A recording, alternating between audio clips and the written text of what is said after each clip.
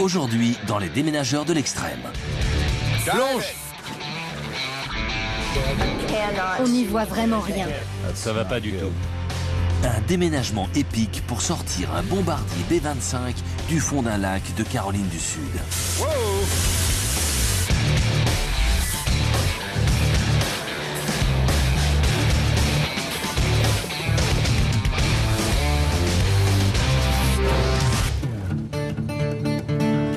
En plein cœur de la Caroline du Sud se trouve le lac Murray, à 15 km à l'ouest de Columbia. Aujourd'hui, il fait la joie des pêcheurs et des canotiers.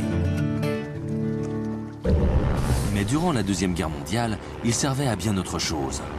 L'entraînement des équipages de B-25, de jeunes pilotes, navigateurs et bombardiers, la plupart tout juste sortis du lycée.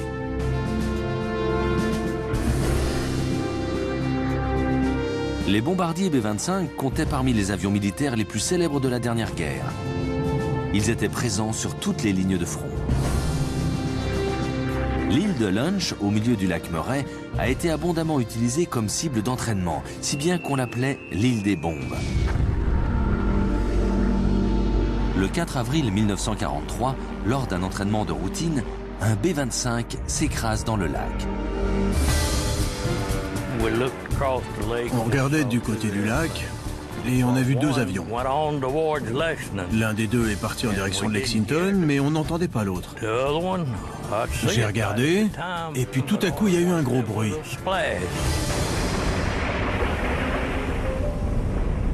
Les 3 membres d'équipage ont survécu, mais l'avion a coulé et a été perdu.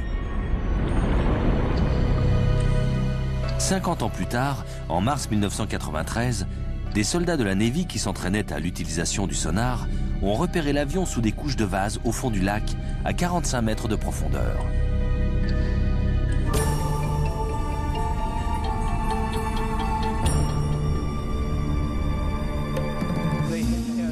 Pour Bob Ziegler, natif de Columbia en Caroline du Sud, cette découverte a ranimé une vieille passion de son enfance. J'ai lu un livre sur le lac Murray. Un des chapitres traitait des B-25 qui se servaient des îles comme cible pour l'entraînement. Vers 1989, j'ai décidé de faire une recherche historique pour voir si je pouvais déterminer exactement combien d'avions étaient tombés dans le lac. On a trouvé que 7 accidents aériens avaient eu lieu à cet endroit. Au début des années 90, on est arrivé à la conclusion qu'il restait probablement un avion au fond du lac.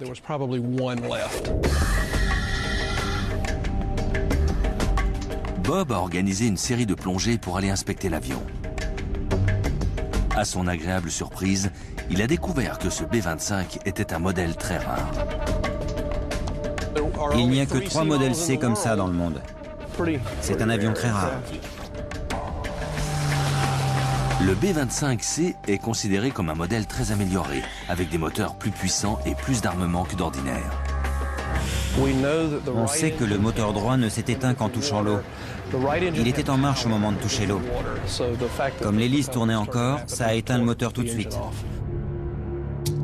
Il a tout de suite acheté les droits pour récupérer l'avion dans l'espoir de le remonter et de le donner à un musée. Le plexiglas du nez de l'avion s'est cassé. Et le dessous est probablement bien abîmé. Mais on ne pourra pas le voir tant qu'on ne l'aura pas remonté. C'est plein de boue. Mais les premières plongées ont montré que l'appareil était dans un état remarquable. C'est bien qu'il soit dans de l'eau douce. En plus, il est assez profond à 45 mètres. Il y a peu d'oxygène, donc peu de corrosion.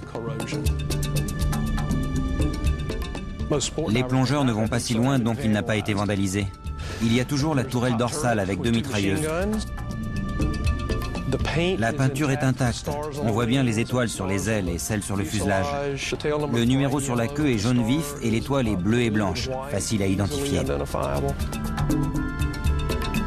Déterminé à dégager l'avion de la vase du lac Murray, Bob a fait appel à un expert en la matière, le légendaire Gary Larkins, pour se charger de l'opération.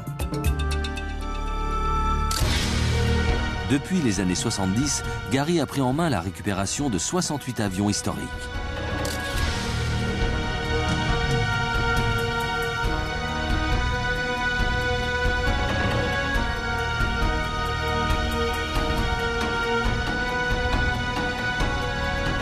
Gary espère que le B-25 sera le 69e. Dans un hangar, à l'aéroport de Columbia, non loin d'ici, Gary prend un B-25 rescapé comme exemple pour expliquer à Bob son plan d'attaque.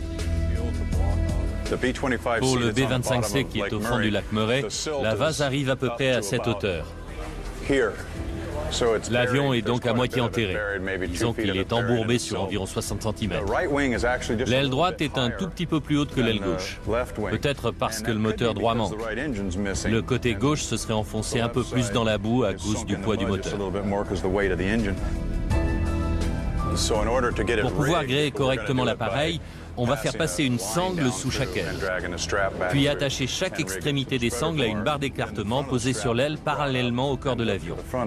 Comme ça, l'avion sera maintenu bien fermement et stable. C'est ce qui protégera la structure de l'appareil.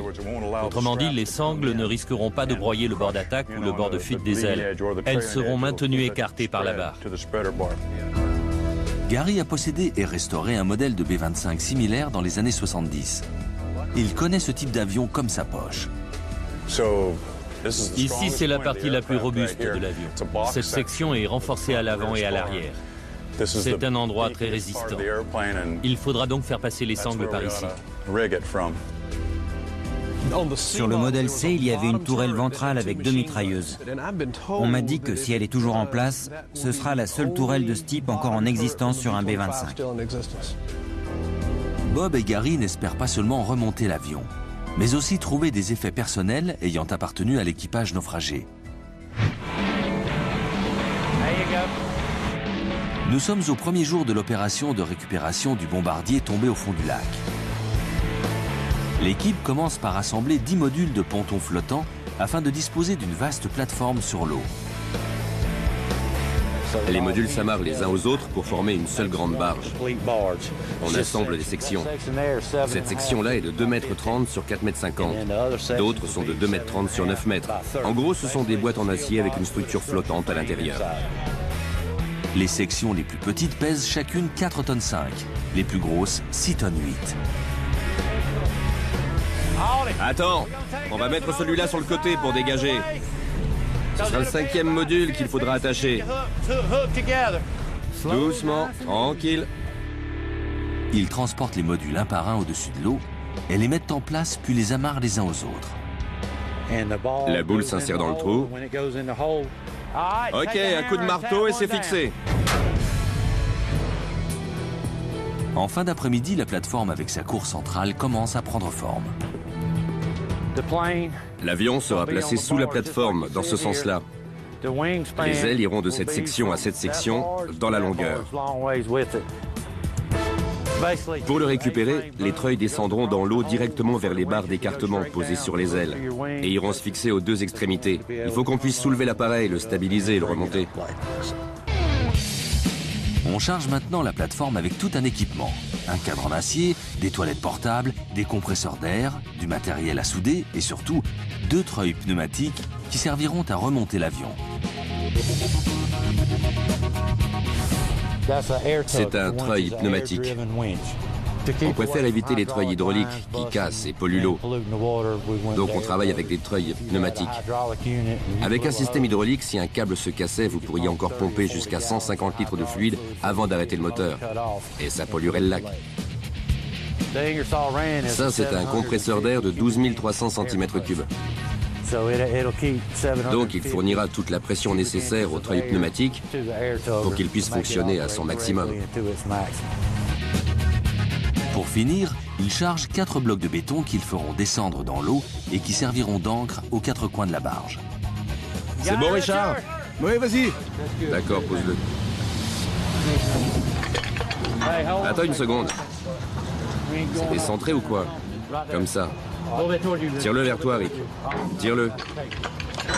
Je suis hyper impatient. Je vais faire ça sérieusement, bien sûr, tout vérifier pour que le boulot soit fait correctement.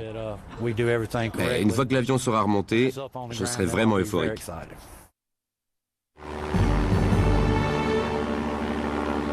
En 1943, l'île des Bombes, en Caroline du Sud, est un endroit idéal pour l'entraînement des soldats inexpérimentés.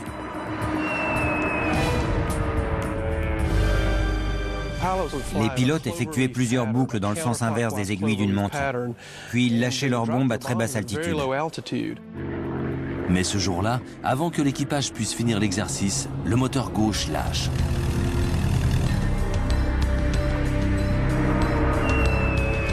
L'équipage largue les bombes et plonge dans le lac. Henry Maskell était le bombardier instructeur à bord de l'avion. Il était surtout inquiet pour le jeune pilote. Il ne fallait pas que le jeune pilote perde sa confiance en lui-même. Donc je n'ai pas arrêté de lui parler, même si on n'avait pas beaucoup de temps. Quand ils ont touché l'eau, le pilote a effectué un très bon amérissage d'urgence. Mais ils sont quand même entrés en contact avec l'eau de façon assez violente. Et j'ai dit, ah mince, on est fichu. L'appareil commence à couler. L'équipage sort par une issue de secours et est récupéré par un pêcheur du coin.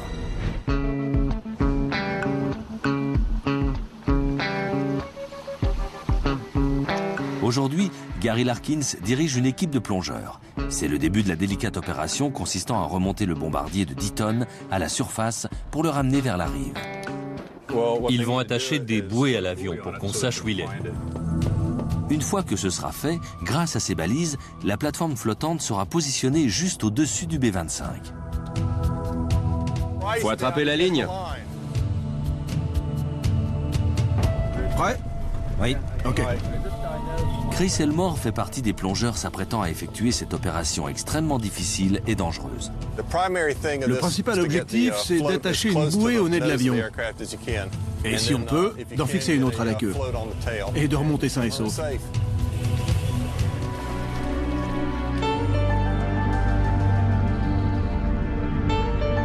Il faudra 2 minutes aux 3 plongeurs pour descendre les 45 mètres jusqu'à l'hélice de l'épave. Le moteur gauche ne se trouve pas très loin du nez de l'avion, mais il n'est pas facile à localiser. À partir d'environ 10 mètres, la lumière du jour n'arrive plus. Quand on continue à descendre, on ne voit plus rien, c'est le noir total. Les plongeurs utilisent de puissantes lampes pour réussir à apercevoir quelque chose. Vous voyez les phares bleus qu'ont certaines voitures? C'est la même technologie, donc ça porte assez loin.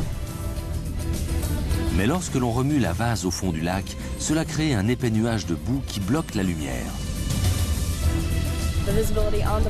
La visibilité près de l'avion est absolument nulle. Je plongeais au toucher. J'ai vu l'hélice et un petit bout de métal. J'ai essayé d'aller à tâtons vers le fuselage, mais la boue est devenue trop épaisse et je n'arrivais plus à sentir le métal. Et comme j'avais déjà complètement perdu Barney et Joe, j'ai laissé tomber. 1 heure plus tard, les 2 autres plongeurs refont surface. Vous étiez où? T'étais à côté de moi. Et tout d'un coup, t'as disparu. Mais finalement, la mission des plongeurs est accomplie. Des balises marquent à présent l'emplacement du nez et de la queue de cet avion hors du commun, dont l'histoire est intimement liée à celle de la Deuxième Guerre mondiale. Le B-25 Mitchell a été l'un des meilleurs bombardiers de la guerre. Il a été utilisé sur toutes les lignes de front. Le Mitchell était produit par la North American, qui est aujourd'hui la propriété de Boeing. Ce bombardier possédait 2 moteurs turbo R2600 à cylindre en étoile, d'une puissance de 1700 chevaux chacun. Ce type de moteur est devenu standard sur toutes les versions successives du B-25.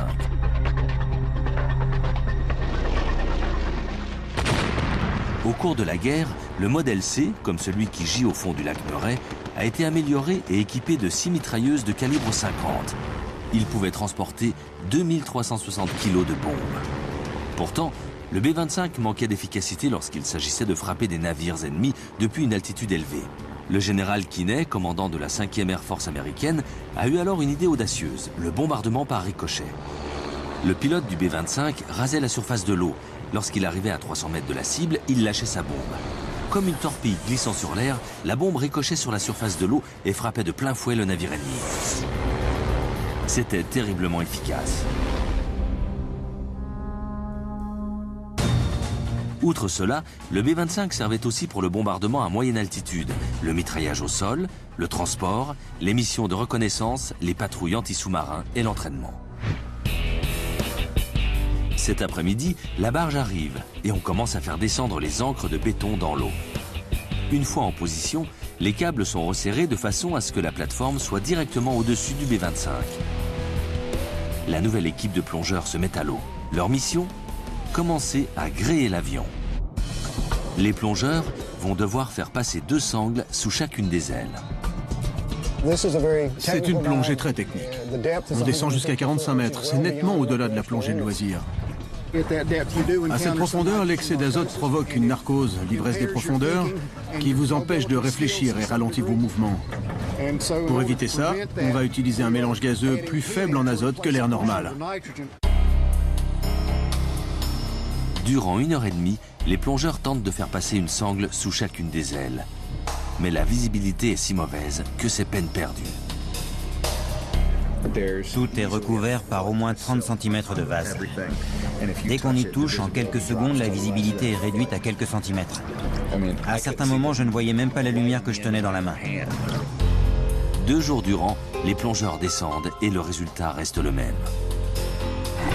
Après 5 tentatives, on n'arrivait toujours pas à trouver l'aile droite. Il n'y a aucune visibilité. Joe et moi, on n'arrête pas de se cogner. On n'y voit vraiment rien du tout. Mais à la fin du 3e jour, les plongeurs rapportent enfin les premières bonnes nouvelles du fond du lac. Viens voir par là, Chris a quelque chose à te dire. J'ai réussi à passer une sangle. C'est pas vrai. Si. Tu me fais marcher. Non. La première sangle est passée et les plongeurs suivants réussissent à la mettre bien en place et à la fixer. L'après-midi, les 2 sangles sont en place sous les 2 ailes. Ces 2 sangles peuvent soulever jusqu'à 27 tonnes. Et l'avion ne devrait pas peser plus de 10 tonnes environ. Donc il ne devrait pas y avoir de problème. On a de la marge. Je ne suis pas contre une bonne nouvelle. Tout le monde sourit. On lui annonce l'autre nouvelle? Pour fêter ça, l'équipe a préparé un petit test d'entraînement. Voilà la bête.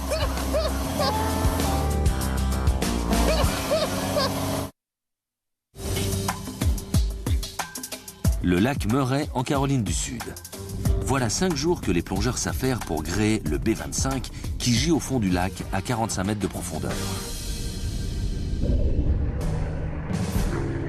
Le bombardier B-25 Mitchell a une très riche histoire, mais il est surtout connu pour 2 événements en particulier.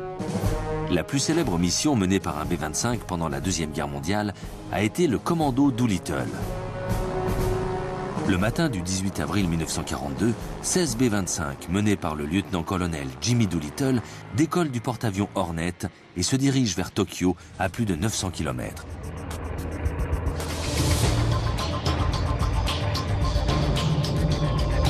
À chacun des B-25, on a ajouté 3 réservoirs de carburant supplémentaires. En effet, si le B-25 peut décoller d'un porte-avions, il ne peut pas y atterrir, car la piste est beaucoup trop courte pour un tel appareil. Les avions ont donc besoin du surplus de carburant pour rejoindre leur base en Chine, alliée des États-Unis. Le commando Doolittle prend les Japonais complètement par surprise.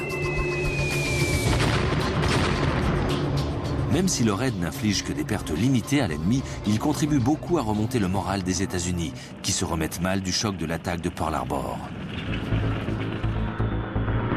Toutefois, l'incident le plus connu ayant trait à un B-25 n'a pas eu lieu pendant une bataille, mais en plein cœur de Manhattan. Le 28 juillet 1945, un B-25 en route pour l'aéroport de Newark se perd dans le brouillard et arrive en plein New York. Le pilote réussit à éviter plusieurs immeubles, mais pas le plus grand d'entre eux, l'Empire State Building, haut de 381 mètres. Le B-25 s'écrase contre le 79e étage. Le pilote et ses 2 membres d'équipage meurent sur le coup. L'un des 2 moteurs est retrouvé sur le toit d'un immeuble voisin. L'autre est projeté dans une cage d'ascenseur dans l'Empire State Building et fait une chute de 79 étages jusqu'au sous-sol. L'accident cause la mort de 11 employés et laisse dans la structure du bâtiment un trou de 5 mètres sur 6. Les réparations coûteront un total de $1 million. La construction robuste de l'Empire State Building, fait d'acier, de briques et de marbre, lui a permis de soutenir le choc. Il faut dire que l'avion, fort heureusement, ne transportait aucune bombe.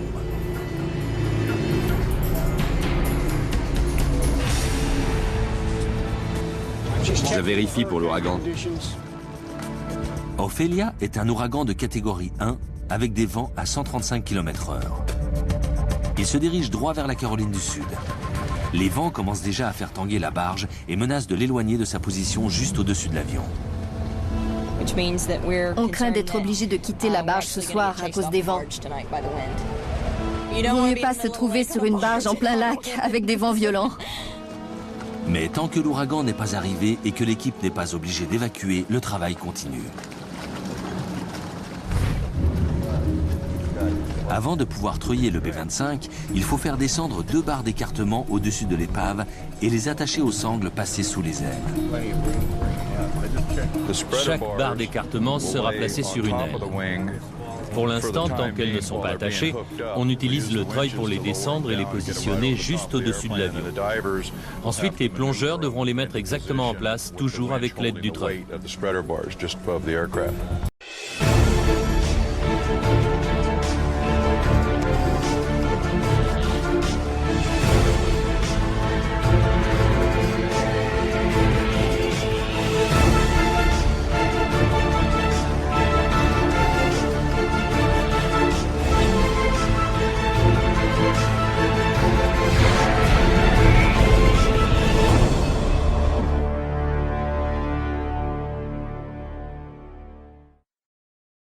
Aïe.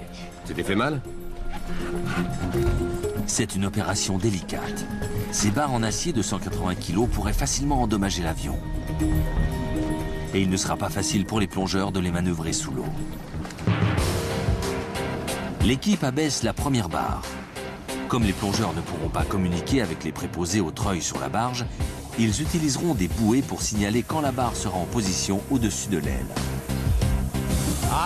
Alors si la bouée est verticale, il faut descendre la barre. Si elle est horizontale, c'est que la barre est sur le fuselage. Il faudra juste la faire descendre un peu sur l'aile. Les plongeurs n'ont pas trop de mal à manœuvrer la première barre au-dessus de l'avion. En surface, la bouée est horizontale. La première barre est en place. Maintenant, la deuxième barre. Mais les vents se font plus violents et de forts courants dans le lac commencent à causer des problèmes. Les vents de l'ouragan commençaient à pousser l'une des ancres vers l'avion, ce qui nous inquiétait. La barre échappe au plongeur et va frapper l'avion.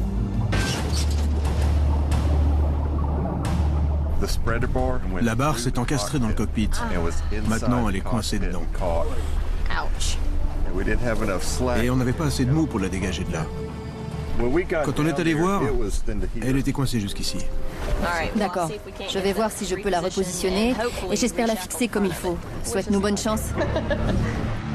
Cette plongée est cruciale. Si on n'arrive pas à sortir la barre de 180 kg du cockpit et à la placer correctement, c'est toute la mission qui échouera. Sur la barge, l'équipe attend un signal. On apprend que l'ouragan est passé plus au nord.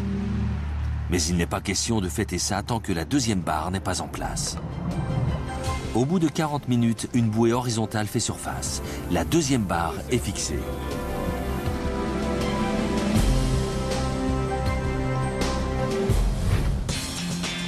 Sixième jour. Les plongeurs doivent relier les câbles du treuil pneumatique sur la barge aux barres d'écartement sur l'avion. Ces treuils vont permettre de soulever l'épave. Au début, rien ne bouge. Le B-25 est solidement retenu par la boue dans laquelle il est enlisé depuis 1943. On a commencé à le soumettre à une traction continue plutôt que d'y aller trop fort et de le casser sous le choc. On tire doucement, ça se sent. On sent que ça tire sur la barge. Ça tangue et comme ça travaille l'avion petit à petit. Heure après heure, l'équipe attend le signal qui indiquerait que le B-25 s'est libéré de la vase épaisse au fond du lac. 9 heures passent, toujours rien. L'attente se poursuit toute la nuit. Qu'est-ce que ça donne?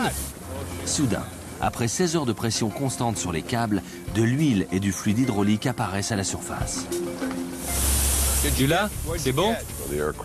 L'avion s'est enfin dégagé de la boue. Maintenant, il est prêt à être soulevé. On peut y aller, ok?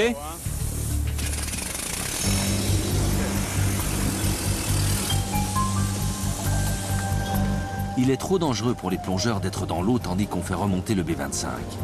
Si l'un d'eux se trouvait pris dans l'un des câbles ou si une partie de l'avion faisait une embardée, le Triomphe virerait vite à la tragédie. 1,50. 3. 5. Quand l'avion s'est élevé de 5 mètres au-dessus du fond du lac, les plongeurs descendent vérifier l'état des câbles. Si on peut avoir la profondeur pour l'aile gauche et aussi pour l'aile droite, on saura exactement où on en est. L'un des plongeurs est effrayé par ce qu'il entend. Craignant que le B-25 ne se fracasse sous eux, les plongeurs remontent pour signaler que la queue pourrait bien être tordue et sur le point de se briser. L'avion a le nez qui pointe en bas et la queue baissée comme ça. Oui, le nez est incliné comme ça et la queue fait un angle comme ça. C'est en train de craquer. C'est pour ça que j'ai dû remonter vite fait. Je l'entendais craquer et se casser.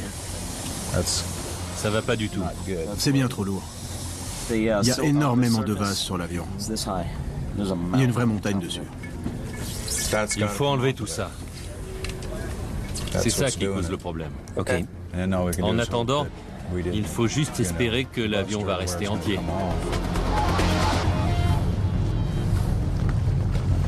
Craignant d'avoir cassé en deux le B-25, l'équipe fait redescendre l'avion au fond du lac. Les plongeurs sont dépêchés pour aller enlever 60 ans de vases et de sédiments de la carcasse. Cela prend plus de 3 heures. On y travaille là. C'est tendu. L'équipage est maintenant prêt à remonter l'avion une nouvelle fois. 7, 8, 9. L'avion décolle enfin du fond. On utilise des cordages avec des rubans bleus placés tous les 30 cm en guise de marque. Une corde est attachée au nez de l'avion, une autre à la queue. Ainsi, on est sûr que le fuselage reste horizontal. Ça va être très dangereux si la queue se détache pendant qu'ils tiennent cette corde. Il ne faut pas qu'il l'enroule autour de la main. C'est un moment critique. Si le nez balance vers le haut ou vers le bas, le frottement du bord des ailes sur les sangles pourrait les déchirer et libérer le fuselage de son harnachement. Le B-25 retomberait alors au fond du lac en morceaux. Tout va mal. L'avant est presque 4 mètres plus haut que l'arrière. Gary arrête le treuillage. Il ne bouge pas du tout. J'aime pas ça. C'est ce que je disais. Chez toi, ça n'avance pas et lui, il fait des bonds d'1 mètre. C'est pour ça qu'ils sont à 8 mètres et nous à 4,50 mètres. J'aimerais vraiment qu'on envoie quelqu'un voir ce qui se passe et qu'il me le dise. Faut que je sache.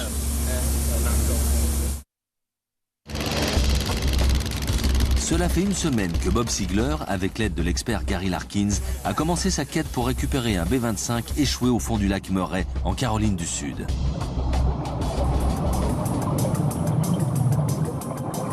L'avion est maintenant suspendu à 4,50 mètres du fond. Un container. Mais il semble sur le point de se briser en deux. Ça vient de remonter. C'est sans doute le réservoir hydraulique. On devrait pas tarder à savoir. Gary décide d'envoyer 2 de ses plongeurs les plus expérimentés, George Carter et Rafid Touma, inspecter la queue de l'appareil. Plonge! Maintenant! Ok. La vase rend la visibilité très faible. Les plongeurs font l'essentiel du travail au toucher, progressant lentement autour de l'avion, essayant de repérer les dégâts possibles. Le B-25 est littéralement suspendu en équilibre. Gary et son équipe retiennent leur souffle en attendant la remontée des plongeurs. Les sangles sont bien en place. Tout le harnachement a l'air en bon état. Le nez est intact. On peut voir le fuselage en entier jusqu'à la queue. L'avion tient bon. Très bien. Tu mérites un gâteau. Les nouvelles sont très bonnes. On a 1 mètre de décalage, c'est pas si mal. Les câbles ont tenu. On a découvert que la queue n'est pas de travers, comme on le pensait. C'est juste l'angle de l'avion qui donne cette impression. En effet, l'aile gauche est inclinée vers le bas parce qu'il manque le moteur à l'aile droite.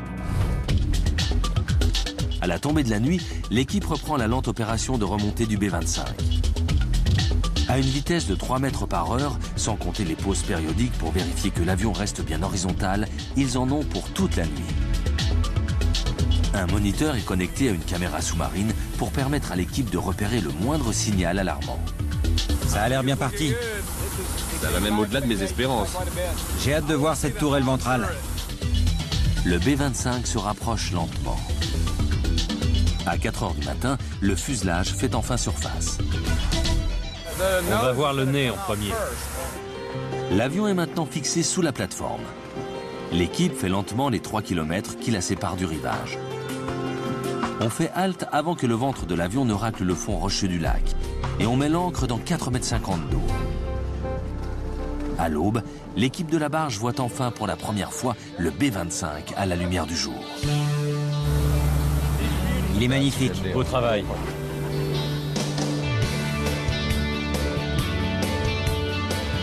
Cette opération a été exaltante parce qu'il a fallu attendre 4 heures du matin. Ça a été une longue lutte. On ne peut pas dire « aujourd'hui, on va remonter l'épave ». Ce serait le désastre assuré. L'avion doit venir quand il est prêt. Et celui-là était enfin prêt. Maintenant, il y a encore beaucoup à faire.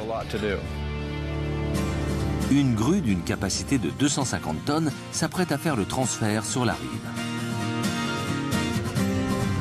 Mais auparavant, pour alléger le poids, les plongeurs devront enlever des tonnes de vase et de boue du cockpit et du fuselage grâce à un système de drague par pompage. C'est alors que l'équipe fait une découverte inquiétante. Ils aperçoivent une fente de 15 cm de large sur le dos du fuselage. À l'amérissage, le moteur droit s'est détaché. Il a cogné contre le côté droit du fuselage, juste derrière le siège du copilote. Et il a enfoncé toute la structure avant de l'avion.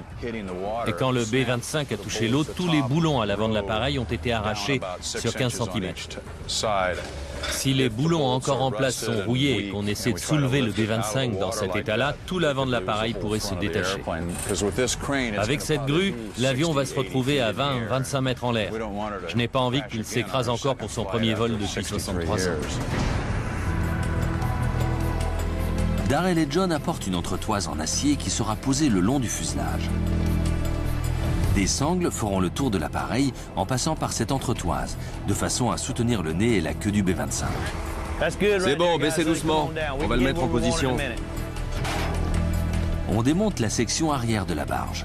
Il est temps de soulever l'avion. Donnez-moi un compteur que je vérifie. C'est un effort collectif. Corde. Danny, bien serré. La bête remonte. Gardez l'œil sur la fente, là. Et dites-moi s'il y a du changement à ce niveau-là. C'est bon. À toi, John. Ça y est, il fait surface.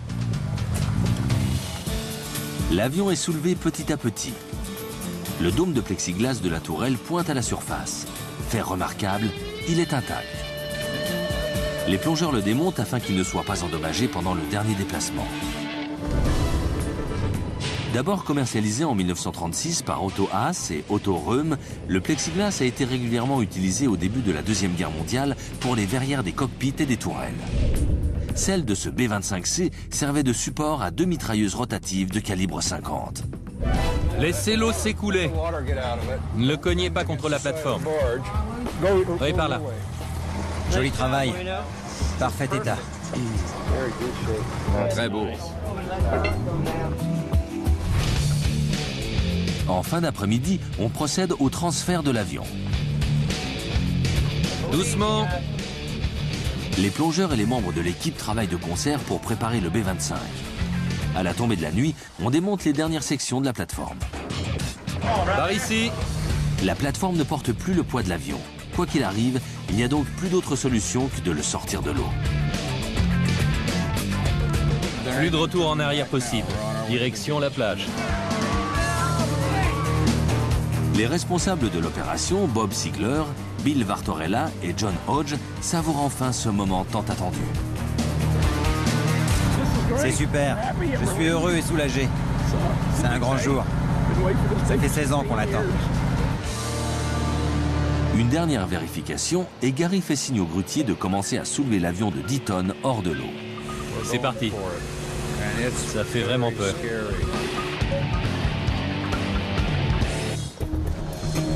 Les ailes fendent la surface du lac et des litres d'eau s'écoulent le long de l'appareil. Gary n'ignore pas que le poids du liquide pourrait briser l'avion. On fait venir un camion aspirateur pour enlever le surplus d'eau. Une fois cela effectué, il est enfin temps de sortir complètement le B-25 du lac. Si vous entendez un gros crack, je vous conseille de déguerpir parce que je vais vous sauter dessus. On va faire ça en beauté. On va le diriger vers nous. Allez les gars. Après une semaine et demie de travail, juste avant minuit, le B-25 est à nouveau dans les airs. Ça y est, il l'a. Il ne peut plus reculer. Regardez-moi cette aile. Touchez-moi ça. On va la faire bouger par là.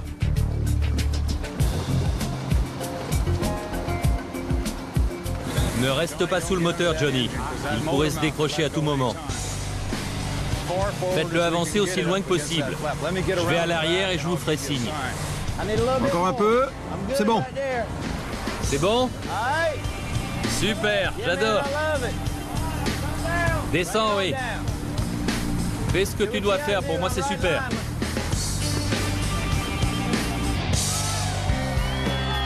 Parfait, ça pourrait pas être mieux. Il est au sol. Enfin. Pour la première fois depuis plus de 60 ans, un modèle très rare de bombardier B-25C, qui s'était écrasé dans le lac Murray, se trouve sur la terre ferme.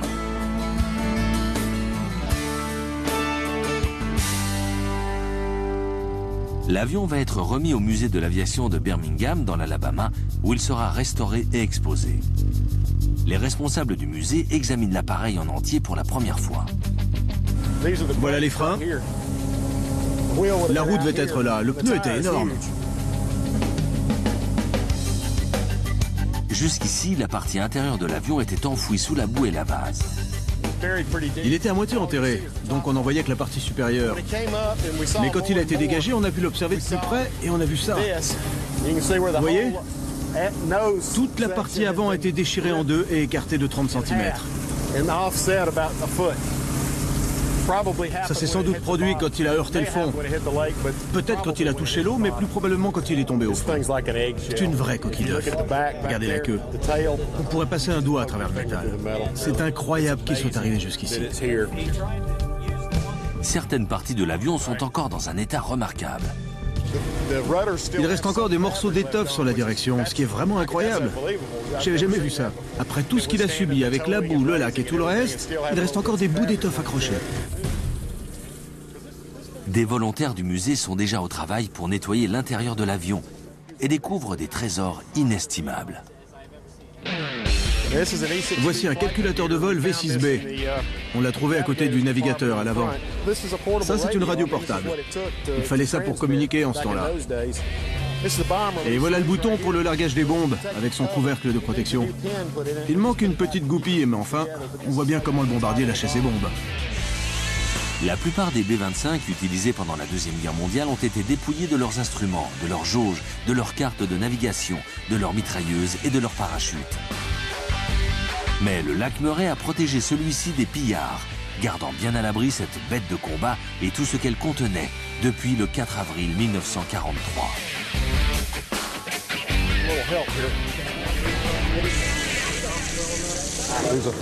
Une mitrailleuse de calibre 30, destinée à la pointe avant de l'appareil, a été trouvée rangée au fond du compartiment ici.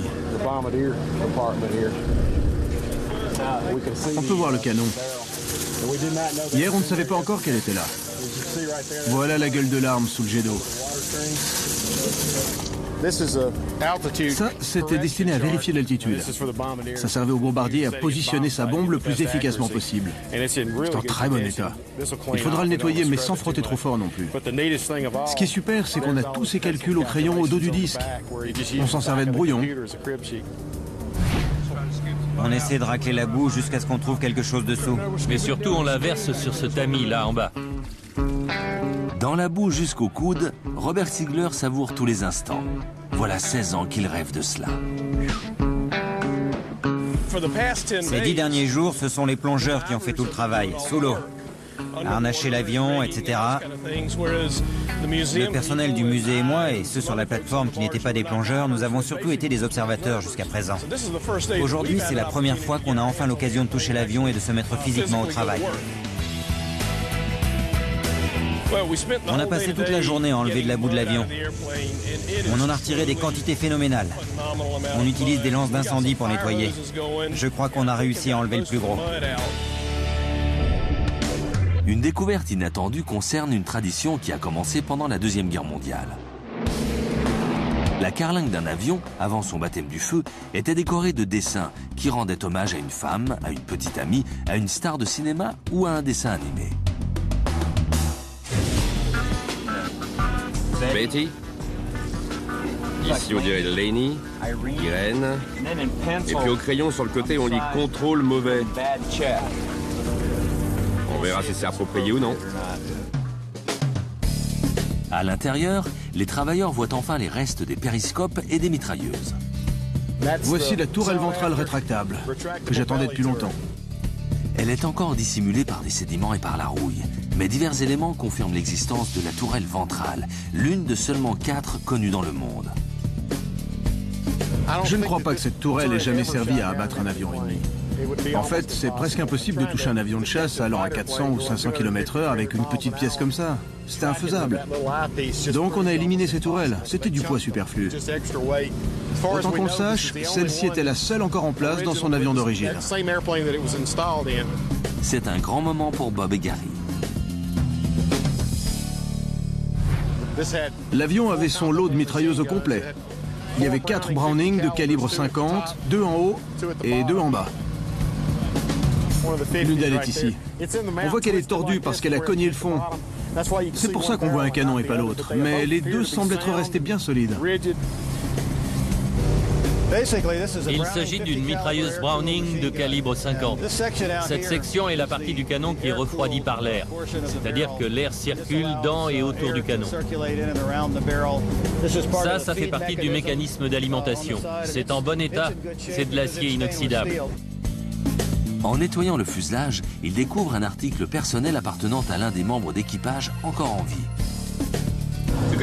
Je crois bien qu'on a retrouvé la visière et la jugulaire du casque du lieutenant Mascal. Excellent. On voit même l'insigne de l'US Army Air Corps. Le cuir a survécu à 62 ans passés sous l'eau. Mais si on le laissait sécher complètement, il se détériorerait vite. Pour le moment, il sera donc stocké dans de l'eau du lac, jusqu'à ce qu'on puisse le conserver comme il convient. Géraldine Mascal avait appris la nouvelle de l'accident avant le retour de son mari. J'ai vu arriver Hank dans la rue sans son casque. Et il était tout bizarre, car il n'avait pas son uniforme. Ça ne se faisait pas, vous comprenez? Pour Bob Sigler, c'est la conclusion de 16 années d'efforts pour récupérer le dernier B-25C intact du fond du lac Murray.